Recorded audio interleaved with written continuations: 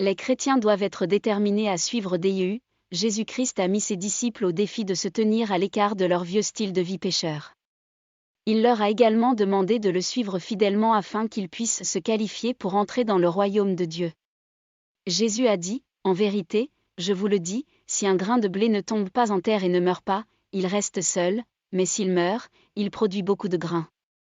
Celui qui aime sa vie la perdra, et celui qui déteste sa vie dans ce monde la gardera pour la vie éternelle.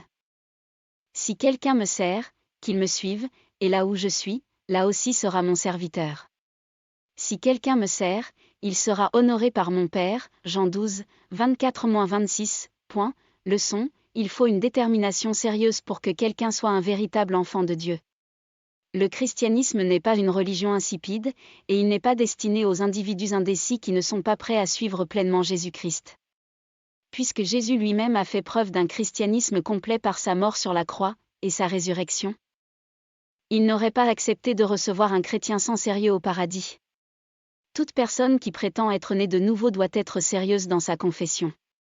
Il doit dire au revoir à son ancien style de vie et être prêt à vivre une nouvelle vie en Jésus-Christ. Le christianisme exige du sérieux, et un véritable enfant de Dieu doit être prêt à en payer le prix. Il convient donc de souligner que chaque chrétien doit prendre sa race chrétienne au sérieux, car le ciel n'est pas fait pour les médiocres. Mais il est conçu pour des personnes qui ne compromettront pas leur foi et leur confession de Jésus-Christ comme Seigneur. De grandes récompenses attendent les chrétiens sérieux au ciel, mais de lourdes punitions attendent en enfer les personnes qui ont compromis leur foi. La prière, cher Dieu, ne me laisse pas être un chrétien sans sérieux, mais laisse-moi être un chrétien sérieux qui sera béni dans le ciel. Laissez-moi prendre ma race chrétienne et laissez-moi faire la course avec sérieux. Aidez-moi à surmonter mes limites et mes tentations afin que je ne vous déçoive pas le dernier jour du jugement. Encore une fois, donnez-moi le pouvoir de réfuter le péché avec la puissance de votre Esprit Saint pour me déclarer à vos côtés comme votre véritable enfant. S'il te plaît, fais ceci et bien d'autres choses encore. Car c'est au nom de Jésus-Christ que je fais mes demandes.